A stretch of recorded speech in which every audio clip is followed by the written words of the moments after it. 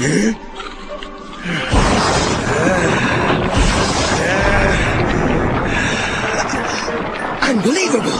I feel great!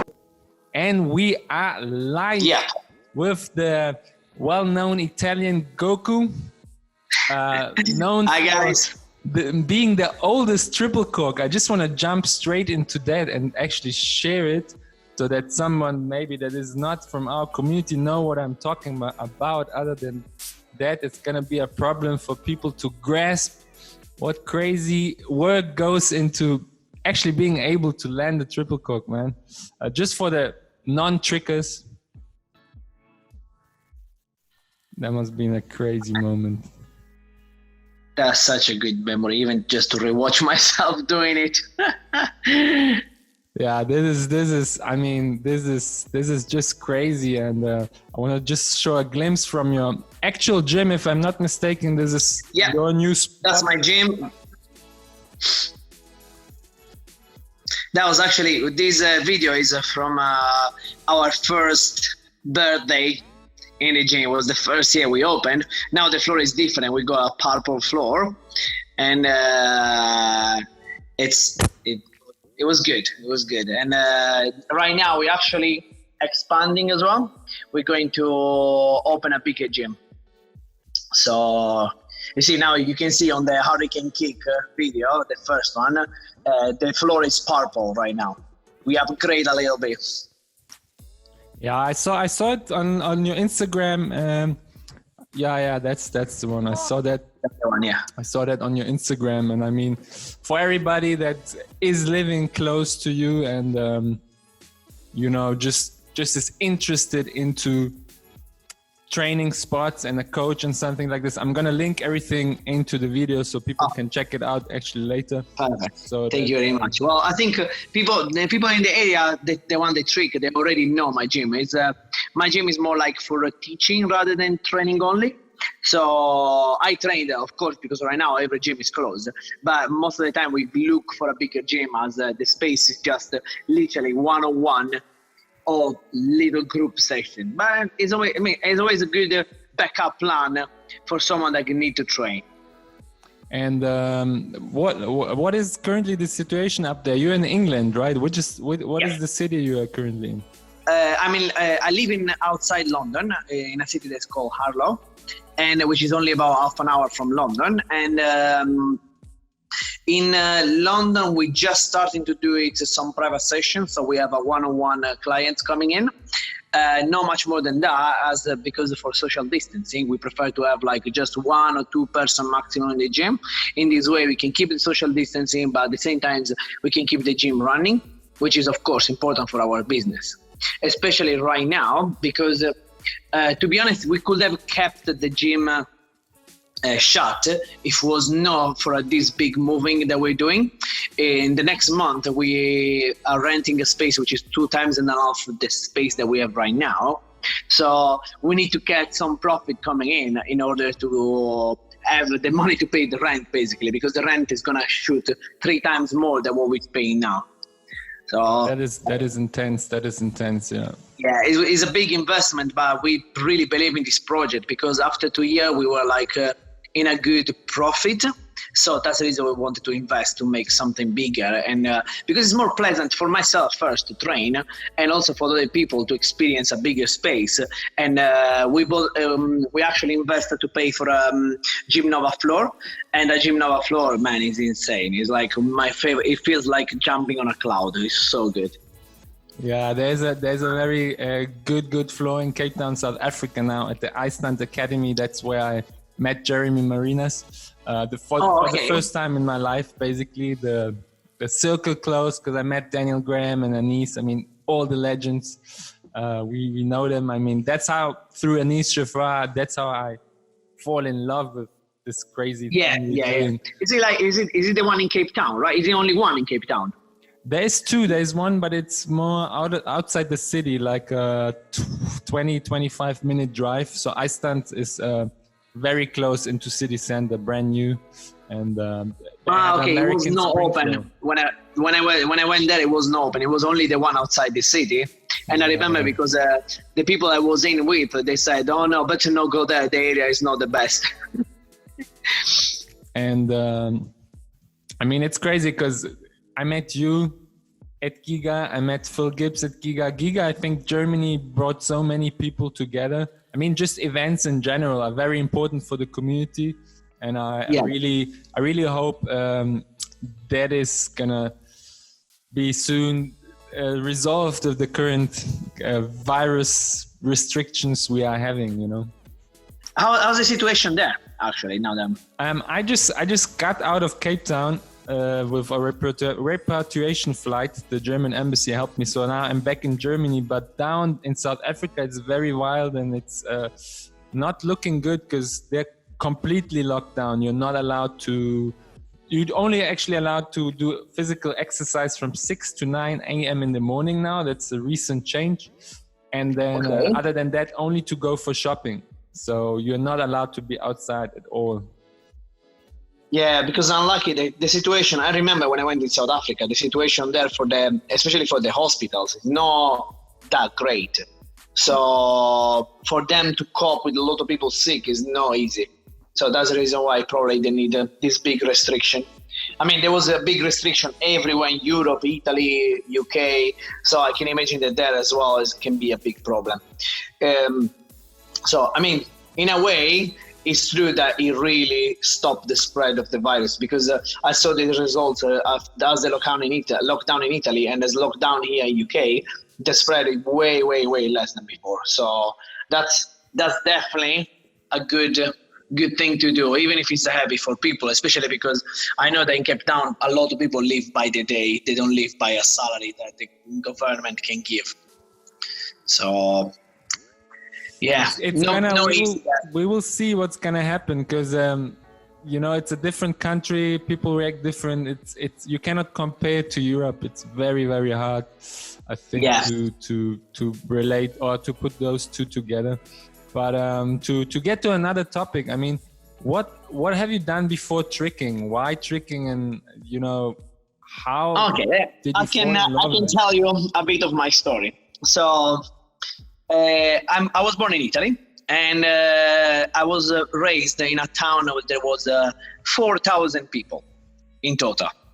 So like London was definitely a big step. From 4,000 to 8 million people was definitely a big step for me. But what's happening is I remember my first memory of seeing people doing flips and other acrobatic movements. I was 5 years old, Olympic game 1988. Like there is probably people that are watching the podcast or the people that is tricking now, they don't even know where it was in 1988. And I was actually just born 89, so I wasn't alive at that time. What the? Yeah, exactly.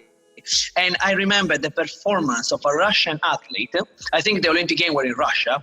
They had a red, like, you know, the dressing that usually the gymnast has it. And they had a huge line of back handspring, back flips, and then the flares on the floor. And I remember 5 years old asking to my mom, this is what I want to do. That's what I want to do. But sadly, I was living quite far away from the big town. Same as you said, like 25, 30 minutes driving from the main gym. It was impossible for my parents to bring me down.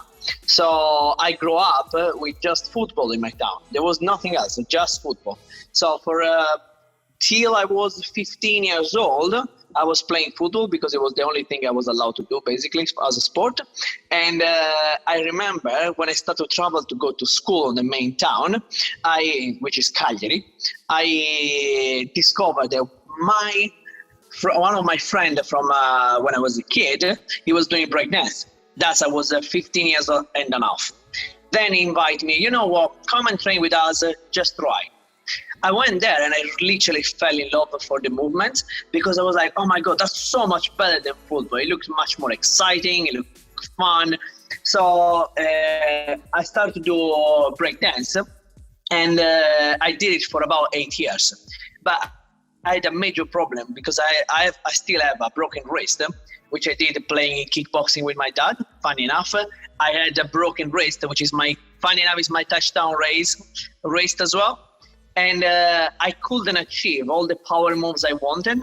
I was still in love for breakdance, and still I am, to be honest. But doing flips started to excite me more, because I felt that I could achieve much bigger results to do flips. And when I was 25, with a couple of months of transition on starting to do flips and a bit of breakdance in the middle, when I was 20, I remember the day like it was yesterday. It was March 2008. It was 19th of March 2008. I went for a grass session with a couple of friends that were doing tricking for a bit before me. They showed me a couple of tricks, and I said, okay, you know what? I think this is what I love to do. And I switched in 2008 to do flips. And I was almost 25 years old at the time. And, 25 years old, starting a new sport, it was not easy. But at the same time, I said that no one can really stop me. And I really want to do this. So I just decided to do it. So I started like a beginner, get the Session Model Bible on, which was the only thing that could link me to the name of the trick. Understand which one was the trick, searching for the names in YouTube and Google and watch the video, looking for the clips. And I said, okay, if I want to get good at tricking, Session Model Bible, start. Level A of tricking. And then you start 540, backflip, front flip, side flips, and so on. Then I was doing all the level beginner level with like Series A. Then once I got the Series A, Series B. Once I got the Series B, go for Series C. And then that's how I was progressing. That's why I was able to learn, for example, I was not going over, for example, for a double before I was going able to do a full double leg or a full hyperhook. First, all the variation, then go for the dub. And for the reason my dubs went really, really solid. As soon as I started to land, it was on lock. It was not just land once and then forget about it, but land once and I was able to do basically on command straight away. And that's how my story started, literally. That is amazing breakdown and insight. I have never heard that before from you. So I think a lot of people will appreciate that. We can see Velo also said that all the prerequisites at the end bring you to the harder elements. So if you really do a structured training, you can level up, man. And how old are you now? You're level. No, we call it level because we levels. Yeah, that's but I like more. I'm level 37. Spirit 37. Yes. Level 37. Just for a reference, because this is something I'm very inspired by, and I think loads of people won't have that excuse they maybe have today watching this when they say, "Oh, I'm too old" or whatever. Yeah. Probably also the break dancing. How many years did you do break dancing? Almost 8. That From helped 16 you to also 24. probably in upper body development, and I can see a lot of trickers like Alexander Anderson that have done b-boying before. It just creates a good balance for the body. I think it's a nice how I can say alternative. I think you can call it even a workout in a way, because for example, let's say a lot of people lack on core strength when they do flips, and what's happened to me, because I was doing flares, my core went strong without doing core exercise. So as soon as I started to twist it, I understood how to keep my body in the right shape. And that's why I could achieve to do the double without feeling to have need to actually work out to get there. That was the really good thing I got. It was learn to train on my own and core and physical strength. So it was a perfect workout to start tricking. That was actually one of my questions. I wanted to go into what you think is your superpower, what made you progress fast, but that actually answers the question, because the flare builds that lower body core stability, hips. Oh my God, all of it's that crazy. stuff. I'm honest, I'm working on it. I want to be able to. Are you trying flare now? Yeah, I do prerequisites. I do a lot of drills, those straddle sitting with trying to raise both legs up. And I try to go for 10, with straight legs. So it's intense, man. Yeah. I can understand why flare is should be essential tool for every tricker to, balance himself out. Maybe not 10, but if they're at least able to do 3-4 spins. I believe like windmill, flare, and a bit of hand jackhammer. That will be a really good prerequisite, because it really gives you a sense of balance, a sense of endurance into the movement, and you get really good awareness of your body, because that's what breakdance does. It gives you a perfect awareness of the body. Have you tried to do flares with the socks on a slippery floor? No, I haven't yet. No. Yeah, that is what you should do to improve massively the spin, because the prerequisite bring you there, but it's a really long road. So you need to have all the prerequisite in motion as you're doing, and then you get like socks on the floor, and you make your feet slide, performing the flare motion. And as you build the strength, your tricep is gonna die, your core is gonna die, but then as your body sounds good. And you get it. You're gonna get it for sure. That's a really good way to train the movement. Nice, man. And besides, I mean, that answers the question about maybe your body structure and your core and your general conditioning, awareness of body. But in terms of, if you would love to, I mean, you can keep it private, but like your superpower, your mindset. It's more about your mindset. What brought you? Because we saw that video at the beginning with the Triple Cork. What was your thought? How can I achieve it? Why do I want to achieve? What was your internal motivation to actually achieve it? You know, because it's a fight, man. Like people that don't know it, you know, somebody that is an athlete knows it, and I would just love to know the deep meaning behind that, you know, battle to get it. So, first of all, it was a pride for myself to say I was the oldest dub in the world. And I said, you know what, if I was the oldest dub, I can definitely become the oldest triple cork on the world. Now, on the beginning, I was very, I would say I was a bit doubtful if I could get triple cork, because I had to fight for my twist motion in cork, which is called treble landing. You know which one is treble landing? Yeah, when it's also clutched a bit, you know, or under rotated. Yes, right? Exactly. So if you do you twist left as well? I think you twist. Let me remember. Like, which way do you be twist? Right? I twist to my right side, so I'm a lefty basically. So yeah, okay. So you're a dark side trigger, because it's less people that twist that way.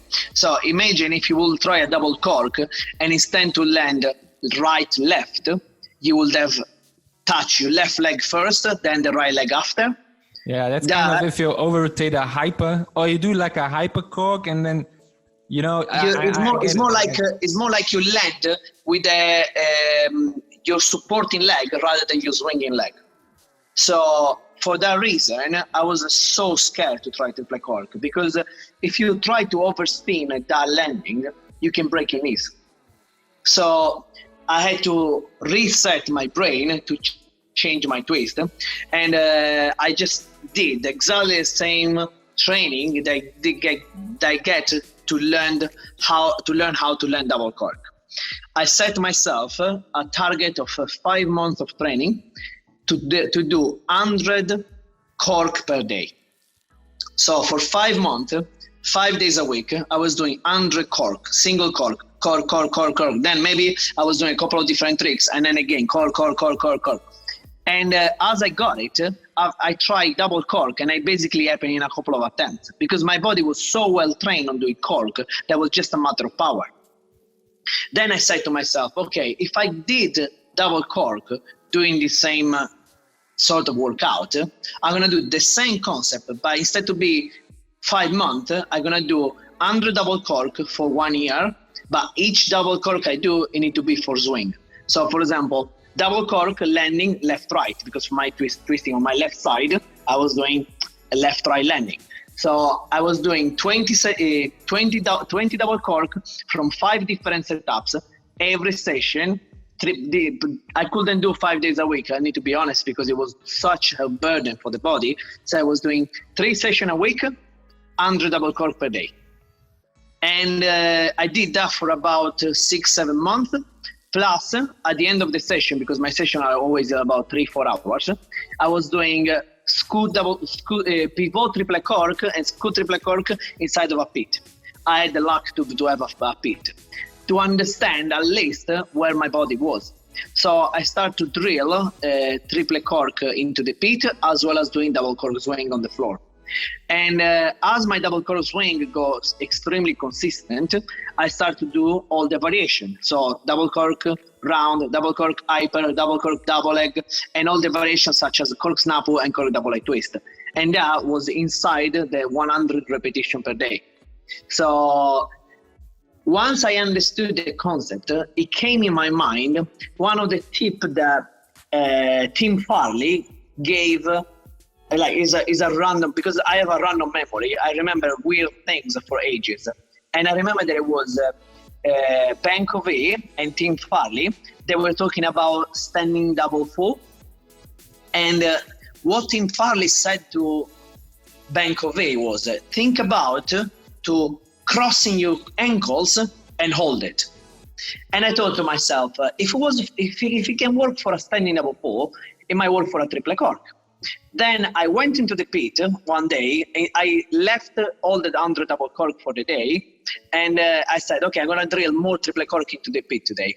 So I put the mat inside the pit, and I said, I'm gonna just try to squeeze my ankles all the way through, not caring about the landing, just to feel the twist. And as I squeezed the ankles together, I felt a rip on my twist, and I went all the way over on the triple cork, and in that moment, the body clicked. And I said, okay, I know what I need to do. I choose my strongest setup, which was full. And the same day, I remember the day. It was a couple of days before. There was a gathering for the garrison, and it was a week before the garrison gathering. And I try my first double cork, crossing the legs in the air. And I landed on my side doing the whole 3 spins. There, I said, okay, maximum a month, and the triple is gonna be done. So went to the gathering, and with the hype, I said, okay, I'm gonna chuck triple cork now. And the day I remember, I landed hands and feet for the first time, and I said, shit, that is what I was looking for. This is the feeling I was looking for. The week after, went for a session. And you saw the video, you just shared the video of my first triple cork. And I was like, I said, I'm gonna try randomly to see how I feel it. I tried twice. On the third attempt, I landed because I understood how much motion I needed for the move. And that was like such a good feeling. I loved it. Like, it was probably one of the best feelings I've. Best session, oh man. So the memory is still there. I remember the chills after I landed. And so you trained 3 times triple corks. What have you done on the other days? That actually brings me to another interesting thing I would love to know about you. You mentioned it like years earlier. I think I asked you that, but I think it's good for everybody to know, in between the days you're not tricking, what you're doing. You're probably conditioning or doing some other things. Like the best shape of my life was last year. Of course, I wasn't injured. Right now I'm injured, so the shapes go a bit off, of course. But last summer, I started to follow a proper routine with training, workout, and rest.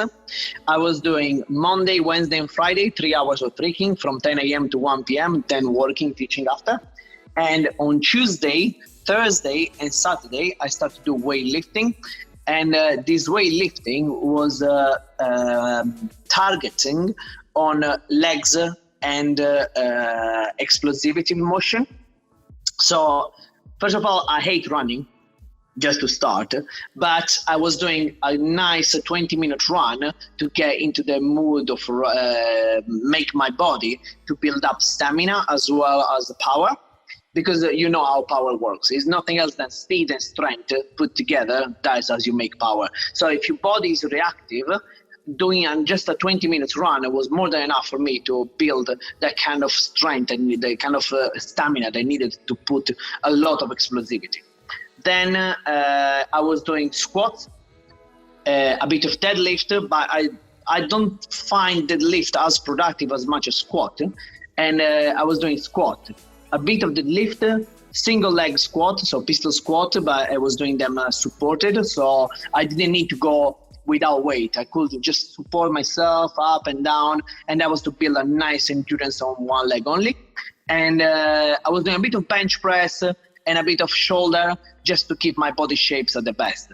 It was not an extreme workout. It was about 50 minutes workout on my day that was not tricking, but it was perfect balance for me to keep my legs strong and not fatigued for when I wanted to go for tricking, because tricking is a huge leg workout. So that was just a good way to keep my legs keep pushing without getting too fatigued to trick, because tricking is more important than workout, but having a good balance is definitely make you tricking better. So that's what I was doing. I actually can't wait the gym to reopen to get back on the same routine, to be honest. Thanks for the share, man. And what about your diet? You have any specific diet you're following with? Or that is always a funny topic for me, because I'm literally, everyone knows that I'm the anti-vegan in the tricking community. And to be honest, I'm not actually anti-vegan. I just find I'm a troll, and actually find it very hilarious to be the anti-vegan. I eat only meat. I eat only animal products. I don't have, I probably in the whole month, I had probably a bunch of strawberries and one onion. That was the maximum amount of veggies I had.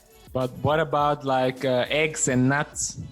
Oh yeah, like nuts, no, because to be honest, nuts, there is like a big component of nuts, which is oxalate, and I believe that can really make your digestion worse.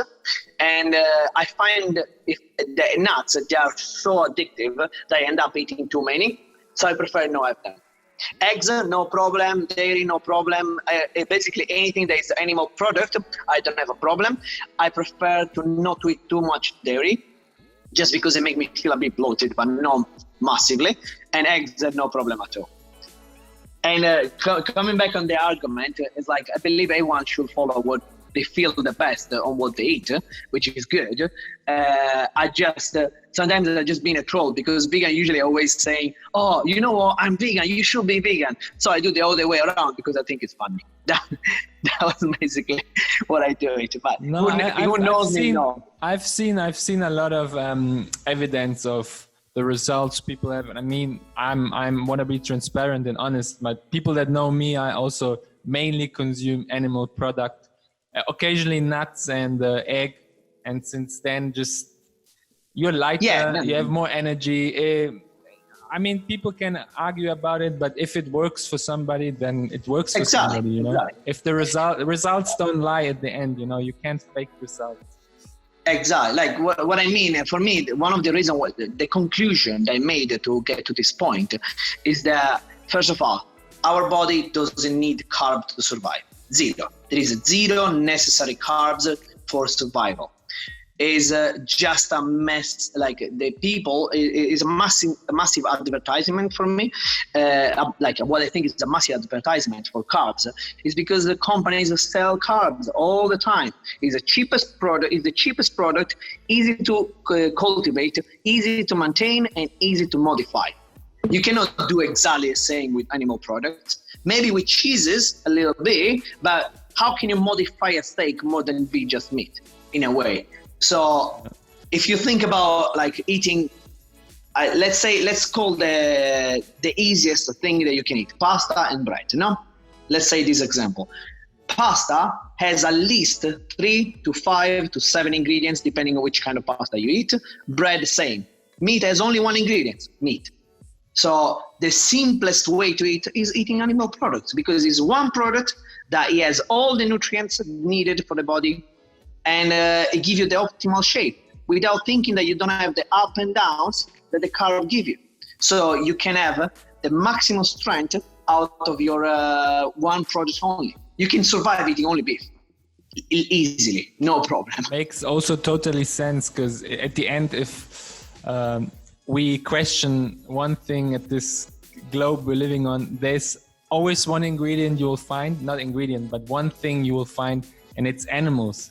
And if we look out through history, animals you find everywhere. It's not the same animal, but at the end, it's going to be an animal containing fat and protein, which are the 2 crucial elements everybody should ingest and look as a thing to prioritize in the nutrition. I think that's the main point we can take out of this. Fat and protein are the most essential nutrients. You need fat to survive. You need protein to survive. It's like is a general knowledge. That's the reason why they call noble protein. That's how it was being called when I was a kid. Noble protein was the meat protein, and then everything is being demonized. Of course. So silly. Now it's this big thing between vegan and carnivore, whatever. But at the end of the day, we should all not buy the advertised stuff that is sold as healthy and nice, like whole grain or all of that crap. I mean, at the end of the day, like that gluten stuff, to be honest, I just also want to share, it destroyed my gut. All of that wheat and cheap starch and carbs, it's basically poison. The two white poisons are sugar and wheat and gluten containing grain, which is sold the cheapest, and everybody buys it because we growing up like this from our parents. If you're not involved in, I mean, your background, if I'm not mistaken, you have been working as a chef cook, right? 15 years as a chef. So if you're not involved with food and creating food yourself, you just eat what you get onto your plate, and if you don't educate yourself and change your habits, then obviously it's gonna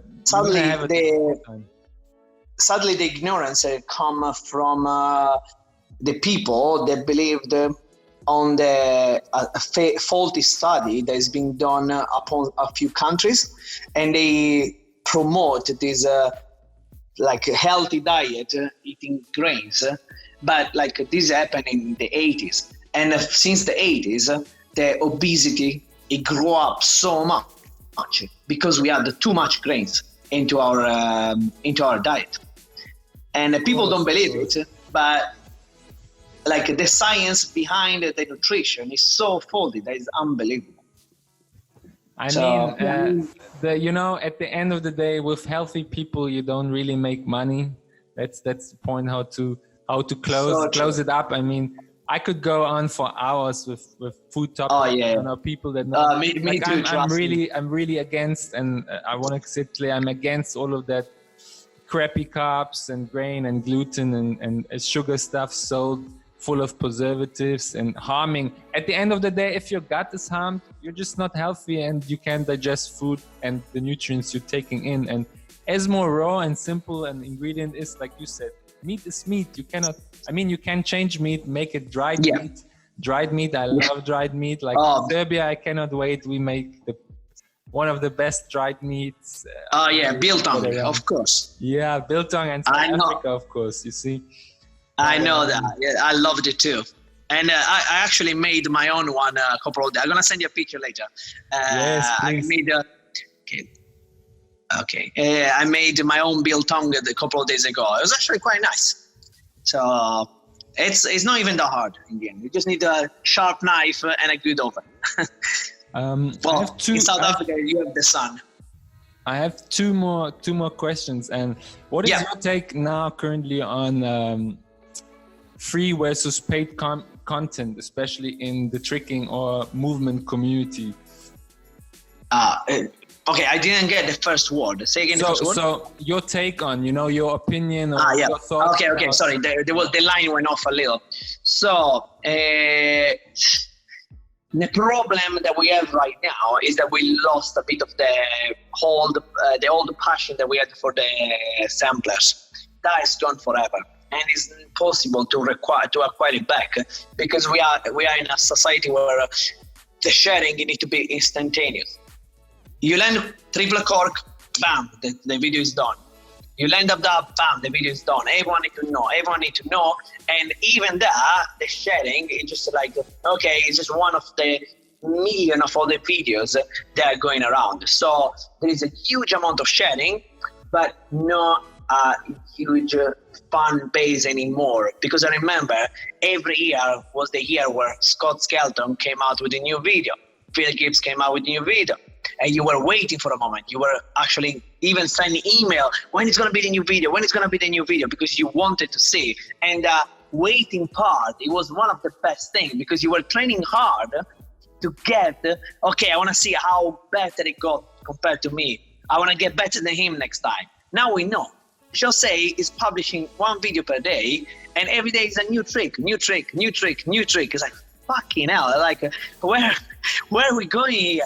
And you end up even having less interest on watching what Jose is doing, because it's like, that he's gonna do something crazy stuff, then 90% of people cannot even think about doing it, and he's doing it.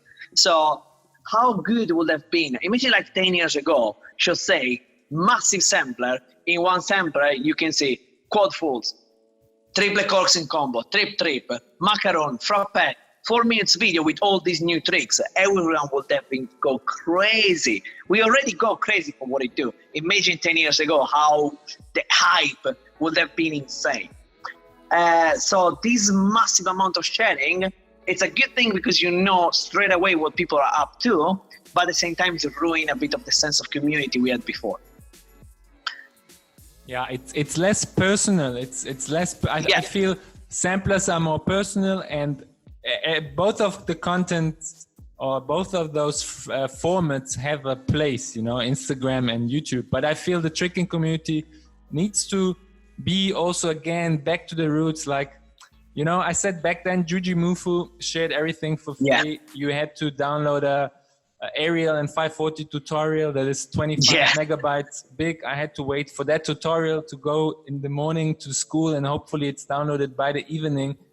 That's how bad the internet connection was. And if I'm unlucky and it breaks, I'm just sad at home, have to re-download it the whole night, We have all of this, resources now, and we can utilize them better because technology is growing. And that's why I'm happy to exchange with you now what we could do and what we can plan and what I plan.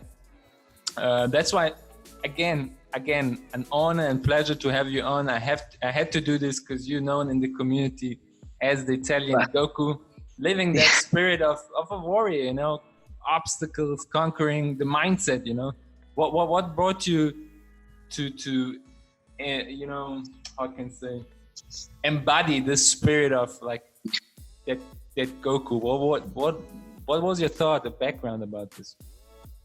Man, like, I think, when it was when it was aired the first episode of Dragon Ball, do you have an year? It was the year you born. 89. Damn. Yes, that was the first time I watched Dragon Ball. And the story was funny because it was like just this kid that wanted to get better. And then you get into Dragon Ball Z. And once you get there, you realize that, as you can see in my YouTube account, Dragon Ball is there. And when the reason why I try to imitate me as a Goku, which is like just a mental strength, mental attitude to try to get better, it's nothing else that when you watch an episode of Dragon Ball, it doesn't matter how cheesy and crappy is the storyline, which is Goku train, one new challenge, get better, he wants to get better. He would get better, the other get better. That was basically what driving my training. I want to get better the day before, the day after, than I was yesterday. Yesterday I could do dub, my next target is going to be dub trip. When I get dub trip, my next target is going to be quad full pop flash. And then so on and so on and so on. It's a no-end battle to achieve what is possible to achieve. And your body is your tool. And tricking, I think, is the closest way that we have to learn to fly with our own wings. Because to be honest, I'm not a fighter as a person, so I don't aim myself to get better on fighting, but the fight is with myself to get my skills as best as possible to get like the best as I can. There's nothing else I really want to say, because I could spend hours talking about how much inspired me to get better watching some episode of Dragon Ball, but at the same time, so in the end, I just want to go out and train. I can stay watching Dragon Ball, but I want to go out and train in the end. That is the main important thing for me.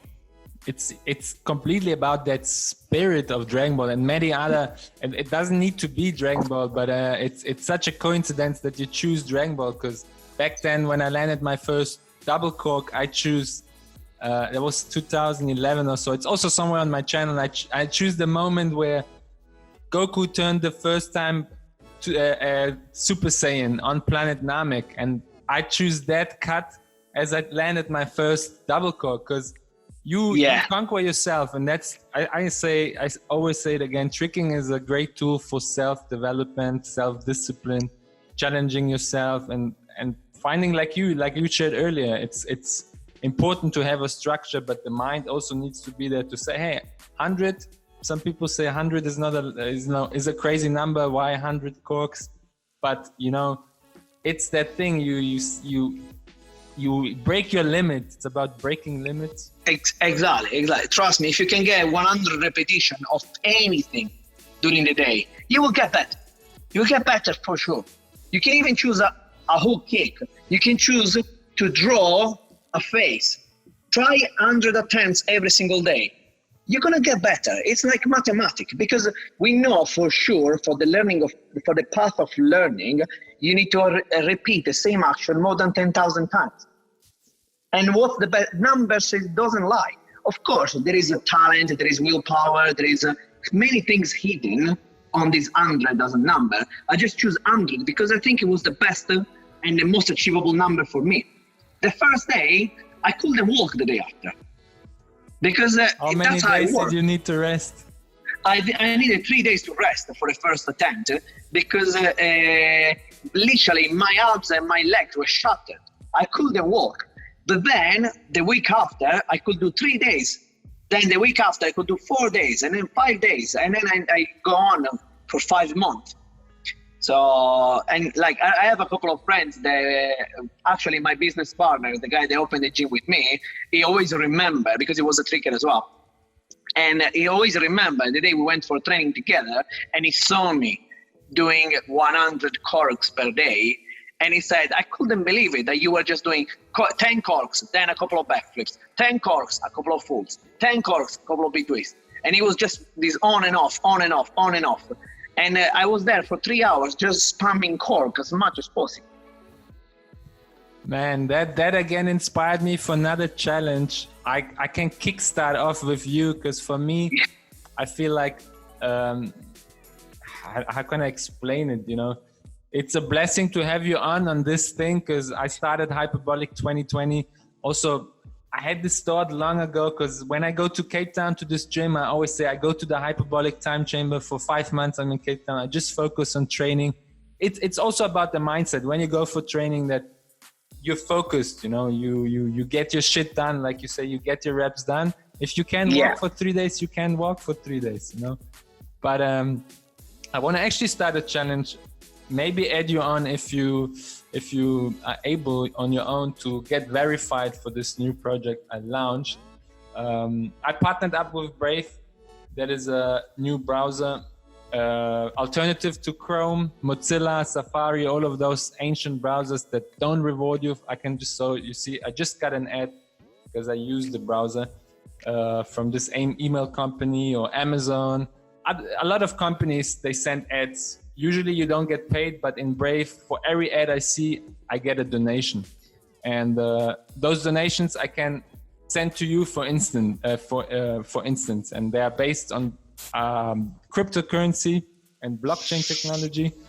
And I want to start a challenge, and I can't back it. I can't pull out of it now because I mentioned it with you on this thing. Maybe do something where the first person that records his first 100 corks gets, let's see, how much do I have here collected, so I cannot cheat out of it. Okay, I'm gonna donate 20 reward 20 bet token. That should be an equivalent to $5. It's not a lot, but the first person that records 100 corks in a day will get $5 as a reward, honoring you today, coming on, sharing your time. And for me, it's an honor, man. I'm gonna step up my game. I'm not gonna try to record 100 corks, but the first person that's gonna do 100 corks will get 20 bet tokens from me. I'm gonna double it up, so it's gonna be around $4-5. And that is the partner of this platform. And that's like, think about this. It's like you get a double reward. You get $5 plus you train 100 corks. And to be honest, for me, the 100 corks, it's much more value than $5. So because that is these 100 corks, you have it on your bag the day after you're going to do it again. And your cork is going to get better. So you get paid to do something that you love. What's better than that? So the only prerequisite is you have to upload. Anybody watching it now, I'm going to take out a snippet and create another announcement. But you have to open your own YouTube account, record the 100 corks, and verify with Brave. This is the partner. The link you will find on the website, and the process how you verify is pretty easy. You download Brave, you get verified as a content creator, you verify your YouTube account, and boom, then I can send you the money and you can cash it out. But if there's any questions, you can just drop me a DM and get in touch. It shouldn't be a problem. Hyperbolic2020.com. And again, I invite you and I encourage you to also join the gang. Maybe you can create more challenges after hearing your intense background, man. It's very inspiring. And 16, 17 years old kids, they now don't have an excuse not to at least go maybe do 50 gainers tomorrow. Yeah, exactly. You know what I mean? Start with what you can. So, man, I want to wrap it up at this point and let's just end this share. So I'm dedicated to your face again. Okay, thank you very much, man. Mr. I really appreciate it. Matteo Cara, right? Or Matteo Cara? That is a funny thing of my name. My name is just Matteo Cara. There is no D involved. The D is for Monkey D. Luffy. From One Piece. Yeah, I'm also big into anime, like Naruto, Dragon Ball, and all of that stuff, man. And can teach us without that, my English would probably still be crappy. Yeah, well, for me, I had to move to England to learn how to speak English. And the reason why I choose the D is because basically the people that in One Piece, they got the D and the surname, are the one that can actually conquer it's called the Emperor Haki, which is basically the strongest willpower in the whole One Piece. And so my willpower is to keep training till no one else can stand. That was the idea of the D on my surname. One last question before I stop the recording. I would love to know what are your goals for the rest of this year or the rest of this Hyperbolic 2020 decade? Well, the 2020 is definitely a year a bit to forget. Before everything, to be honest. In every crisis, there is an opportunity. There is something coming out, of course. I agree. To be honest, right now, I have sadly I got injury in last November doing a full Cork Late 9 when I was in Sweden. And the injury is only healing now. So for now, my challenge for this 2020 is to be able to recover my knee full functional by the end of the year, or even before if possible. As I said today, I was able to wrap about 20 or more to double cork, and I was like, for 6 months, I couldn't even do them. So that's already a good target. I would like to recover my 10 to 15 corks, triple cork, and for next year, I want to get quad full in combo and dub trip. That is my next target. That's awesome to hear, man. And business-wise, obviously running the gym, trying other ways. Yeah. I mean, as I've shown, like with Brave, for instance, if you get verified, maybe you can run some online coaching, live streams. I think technology in these days now of this crisis, people that can adapt, expand, and don't hope things hopefully get back into normal or the same. That's not gonna be like, we have to grow through this. And, But now, to be honest, for now, because of this technology that we have right now,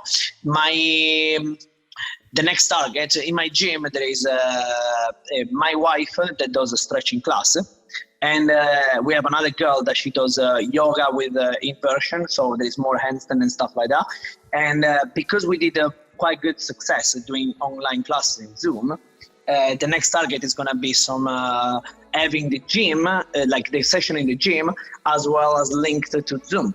So, for example, if you're quite far, but you like our format of class, you want to follow up, then you can just follow us through Zoom.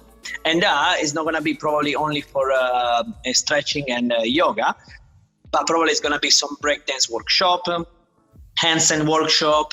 Every workshop we're going to do, we're going to advertise in Zoom as well. So people that want to join, they'll be able to do it. So that is like definitely one step forward to increase our business as well as increase a portfolio of clients. So definitely in this case, for this kind of stuff, technology are the best connection for people. Without technology, my business couldn't be as successful. So I'm really thankful for technology for that. And you could probably take snippets or parts of the workshops and record the Zoom and then upload it on your YouTube, and then again share more value. And if people appreciate, they can support your exactly, especially because workshops are a huge amount of information in 1 hour and a half. So if they can re-watch it, then they will be able to learn more and maybe learn, like don't miss the things that you might miss where you're just watching on live. So yeah, that's definitely a good idea as well. And what I just realized, if they see themselves, and the stuff is uploaded, so they can study themselves without they didn't have to record themselves, so it's a luxury training even. In terms of that, thinking, just having flashbacks also randomly about past, where you had to record with a crappy camera and then rewind and study your stuff. So technology is a great tool now, man. Yeah, for sure. And that's how gonna wrap this up. I mean, just the recording. And for everybody, how can they find you? Instagram, Facebook? Instagram is Matteo_SSJ2, Super Saiyan 2. Hopefully, maybe one day Super Saiyan 3. And in YouTube, just look for Matteo Cara Tricking, and you'll find my account. I'm gonna work on that Ascendant Super Saiyan this year for sure. Maybe I reach SS2. Let's see. You need a list of DAF together, yeah? So need to work hard. Yeah, I will claim them back. Round off I have, Valdez is a DAF, and I need double corks on lock again. But like you said earlier, I'm gonna write it down. Drill way more prerequisites, hypers, and full corks. Hyper, 1.5, full double leg, cork double leg, cork box cutter, all this stuff. Like right now, there is even mega landing and semi landing. They're all extremely helpful. If you learn all of them, your dub is going to be... Look Ethan Turner right now. Ethan Turner is mashing the tricks. And it's so good on mega and semi. So definitely a good way to think about it is getting mega and semi done as well. Yeah, he's very, very efficient. Yeah. All right, let's cut the chase. Keep it lean and clean. We stay online after this. I just want to have a quick chat and...